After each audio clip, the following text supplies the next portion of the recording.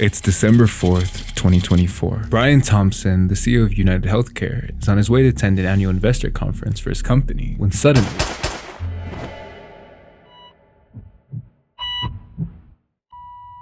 at 7:12 a.m., Brian Thompson, age 50, was pronounced dead at Mount Sinai Hospital from 2 fatal injuries to his back. The hooded assailant made his escape through Central Park, using blind spots to avoid cameras, and was last seen on a bike leaving the city. 50-year-old Brian Thompson, the CEO of United Healthcare, was shot and killed in what appears, at this early stage of our investigation, to be a brazen, targeted attack.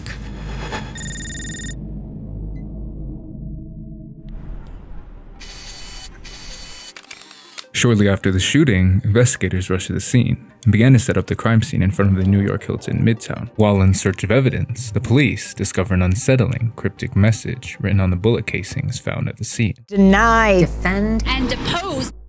Free them all! Free them all! Similar to the title of this book, which hints at a possible motive.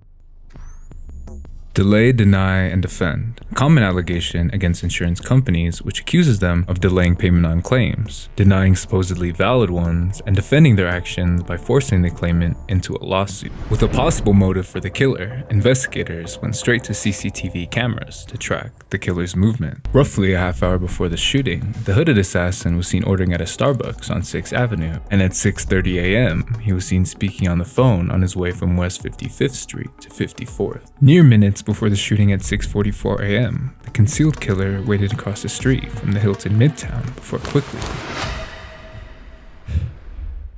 Seconds after the murder, the killer made his way through this plaza, and shortly after, he went back to West 55th Street, got an e-bike, and made his way to Central Park. Before leaving, the suspect took a quick detour between Bethesda Fountain and the Rumsey Playfield. This is where he dropped his backpack off. Inside, the NYPD found Monopoly money and a black Tommy Hilfiger jacket. In search of the murder weapon, the police rushed to the nearby lake with scuba gear. Recovering nothing, they located the killer through a surveillance camera on 77th Street, where he was later seen entering a taxi, and after being dropped off at the George Washington bus station, he disappeared.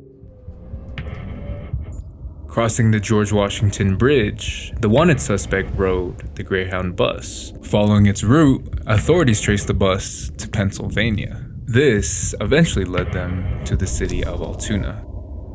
5 days after the shooting, on a cloudy day in West Altoona, a disheveled man wearing a medical mask and a beanie eats breakfast in the corner of a McDonald's. Directly across from him, a customer on their phone discreetly captures a photo of the man as he lowers his mask. Noticing a striking resemblance between the man sitting meters away to the photos of the CEO killer broadcasted all over the news, the customer found a picture of the $10,000 in cash offered by the NYPD and $50,000 from the FBI, inevitably leading them to alert the authorities. Local police quickly arrived at the McDonald's around 9:14 a.m., confronting the suspect and inquiring if he had recently been to New York. This question made the man start to tremble. In the suspect's possession, the police seized a running laptop and a backpack. With an alleged illegal search, the police recovered a 9mm handgun with a handmade silencer and 3D printed receiver attached, 2 ammunition mags with multiple live cartridges, and a fake New Jersey ID said to have been used in the Hilton Midtown in Manhattan. On the ID, the convicted shooter's alias was written as Mark Rosario, born 1998, making the shooter 26 years old.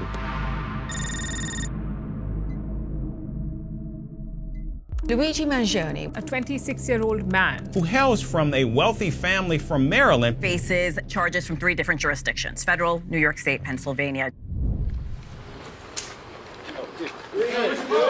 This is completely out of touch, and it's an insult to the intelligence of the American people and the lived experience. Inside the Blair County courtroom in Hollidaysburg, Pennsylvania, Luigi Mangione was charged with 2 felony charges of carrying a firearm without a license and forgery, 3 misdemeanor charges of tampering with records or identification, providing false identification to law enforcement, and possessing instruments of crime. Later that night, the state of New York filed a murder charge.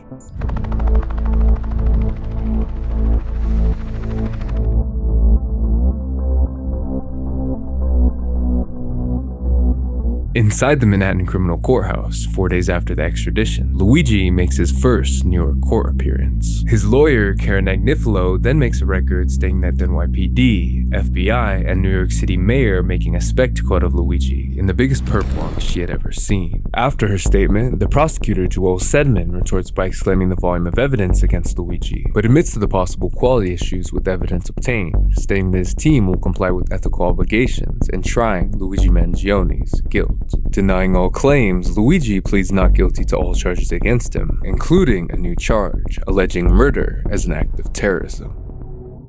Part of the alleged evidence in the trial was a notebook said to be found on Luigi Mangione's person, containing a manifesto. To the feds, I'll keep this short because I do respect what you do for our country. To save you a lengthy investigation, I state plainly that I wasn't working with anyone. This was fairly trivial, some elementary social engineering, basic CAD, a lot of patience. The spiral notebook, if present, has some straggling notes and to-do lists that illuminate the gist of it. My tech is pretty locked down because I work in engineering, so probably not much info there. I do apologize for any strife of traumas, but it had to be done. Frankly, these parasites simply had it coming. A reminder, the US has the #1 most expensive healthcare system in the world, yet we rank roughly number 42 in life expectancy. United is the largest company in the US by market cap, behind only Apple, Google, Walmart. It has grown and grown, but as our life expectancy? No. The reality is these have simply gone too powerful, and they continue to abuse our country for immense profit because the American public has allowed them to get away with it. Obviously, the problem is more complex, but I do not have space, and frankly, I do not pretend to be the most qualified person to lay out the full argument, but many have illuminated the corruption and greed. For example, Rosenthal Moore, decades ago, and the problems simply remain. It is not an issue of awareness at this point, but clearly power games at play. Evidently, I'm the first to face it with such brutal honesty.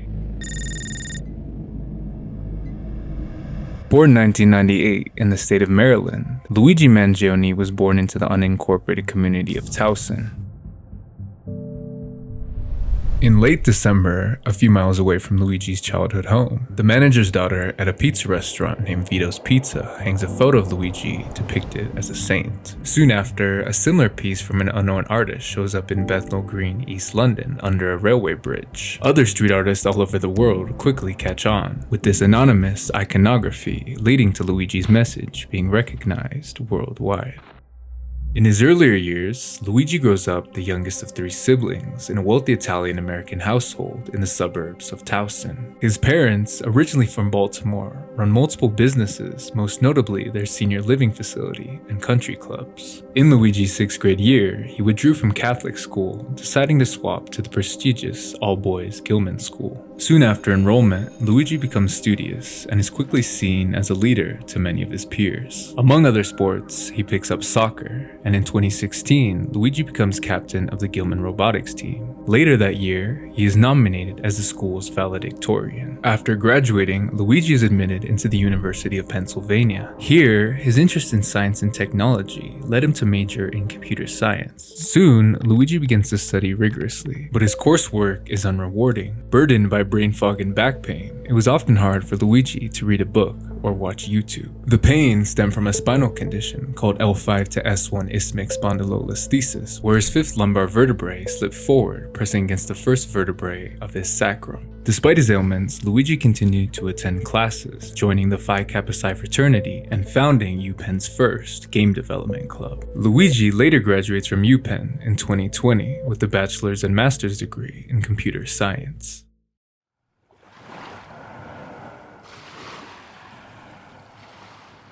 In 2022, Luigi joins a surf break co-living and co-working community in Hawaii. Here, he spends his days at the beach with his new roommates. Inside the surf break living space, Luigi and his flatmates hang out regularly and soon start a book club together. This is where Luigi first reads the Unabomber Ted Kaczynski's manifesto. In July of 2023, Luigi went in for spinal surgery, documenting this on his alleged Reddit account, Mr_Cactus, and later posting an x-ray on his Twitter profile. 6 months later, on January 23rd, 2024, Luigi writes his review of Ted Kaczynski's manifesto on Goodreads. Luigi states that Ted's writing was written off as the manifesto of a lunatic to avoid facing some of the uncomfortable problems it identified. He emphasizes that peaceful protest is too often ignored and violence is necessary to survive. At the start of the next month, Luigi texts his friend that he's going backpacking for a while. Soon after, he gets on a flight to Asia.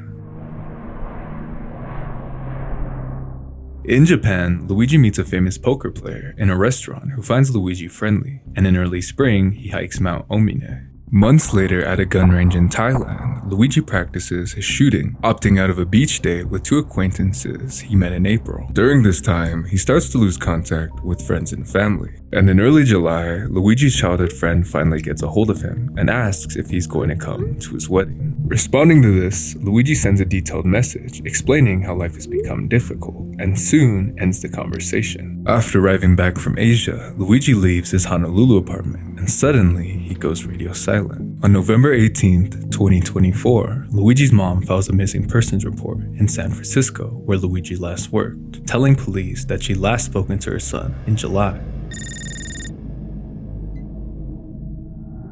On December 7th in San Francisco, a police sergeant alerts the FBI of a missing persons report made in November. This report identified Luigi, aiding the FBI and NYPD to match Luigi's face to the crime in Manhattan. So let's say you want to rebel against deadly greed-fueled health insurance cartel. Do you bomb the headquarters? No. Bombs equals terrorism. What do? You whack the CEO. In a federal court hearing in April, prosecutors reveal pages obtained from Luigi Mangione's personal notebook. Luigi's lawyer explains how this evidence was unlawfully obtained, along with medical records from Luigi's insurance company. His lawyer also accuses authorities of eavesdropping on Luigi's personal calls. Prosecutors deny these accusations and push for even more brutal charges against Luigi. Currently, Luigi Mangione is being held in the Brooklyn Metropolitan Detention Center, awaiting his next court date. While incarcerated, Luigi's legal fund has reached over $1 million. Another high-profile inmate, Sean Combs, has also been in prison here. It's been 7 months since the shooting in December, and Luigi's future isn't guaranteed. Today, Luigi awaits the death penalty.